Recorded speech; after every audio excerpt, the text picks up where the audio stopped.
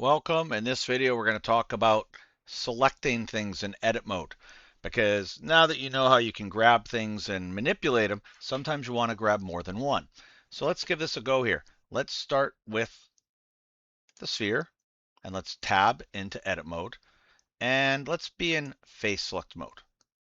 And so in face select mode, you can see that you can single click and select individual faces. If I grab the more than one face, we can hold the shift key down. So let's say I grabbed a couple of these, and let's say I try to grab them. Grab Y. It's going to look awful, but you can see it works, right? You can push and pull multiple things at once. Always remember, if you don't like what you did, you can either hit escape on the keyboard, or you can always Control Z to undo, right? And go back steps. What happens if you want to grab a whole bunch of them? Well, check this out. This is a nice little feature here. Instead of trying to select all of these, let's say I want to go all the way around, grabbing all of these squares. You could try to do this and rotate and count, go all the way around, but that's tedious. Much easier way.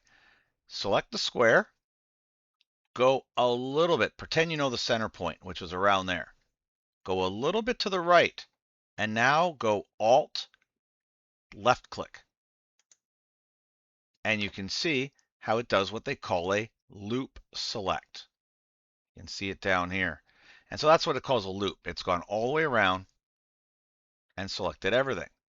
Now, if you also wanted to get the row beneath it, you can do the same thing. But this time hold the Shift key because we want to add on more. Shift key, Alt, and find the center and go a little to the right.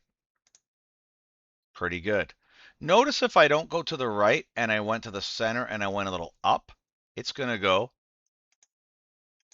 the upwards loop. Okay, so it's probably not what you want.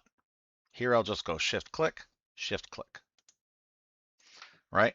Now what could you do with this? Well, you could do stuff like scale. You can see how you can start getting funky shapes pretty quickly by doing these kind of tricks.